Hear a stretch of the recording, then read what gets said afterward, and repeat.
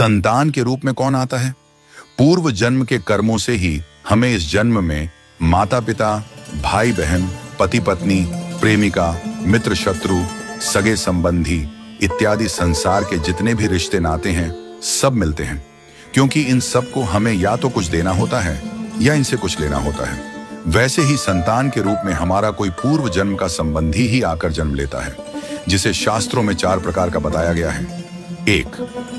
अणानुबंध पुत्र।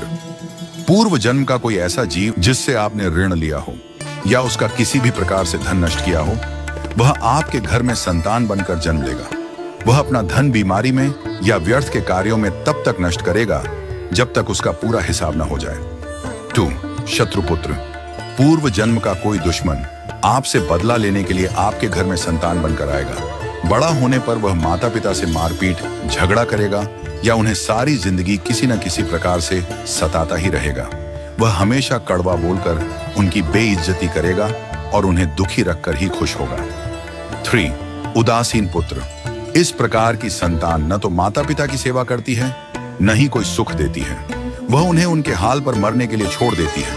विवाह होने पर यह माता पिता से अलग हो जाते हैं और उनकी चिंता नहीं करते। 4. सेवक पुत्र। पूर्व जन्म में यदि आपने किसी की खूब सेवा की है तो वह अपनी की हुई सेवा का ऋण उतारने के लिए आपकी सेवा करने के लिए पुत्र बनकर आता है। जो बोया है वही तो काटोगे। यदि अपने माता पिता की सेवा की है तो ही आपकी संतान बुढ़ापे में आपकी सेवा करेगी, वरना कोई पानी पिलाने वाला भी पास न होगा। आप यह न समझें कि यह सब बातें केवल मनुष्य पर ही लागू होती हैं। इन 4 प्रकार में कोई भी जीव आ सकता है। यदि आपने किसी गाय की निस्वार्थ भाव से सेवा की है तो वह भी पुत्र या पुत्री बनकर आ सकती है।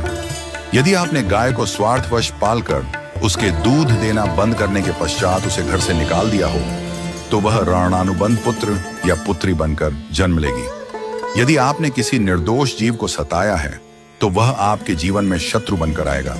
इसलिए जीवन में कभी किसी का बुरा न करें, क्योंकि प्रकृति का नियम है कि आप जो भी करोगे उसे वह आपको इस जन्म में या अगले जन्म में 100 गुना वापस करके देगी। यदि आपने किसी को 1 रुपया दिया है तो समझो आपके खाते में 100 रुपया जमा हो गए हैं। यदि आपने किसी का 1 रुपया छीना है तो समझो आपकी जमा राशि से 100 रुपये निकल गए। जरा सोचिए, आप कौन सा धन साथ लेकर आए थे और कितना साथ लेकर जाओगे? जो चले गए वे कितना सोना चांदी साथ ले गए? मरने पर जो सोना चांदी धन दौलत बैंक में पड़ा रह गया, समझो वह व्यर्थ ही कमाया।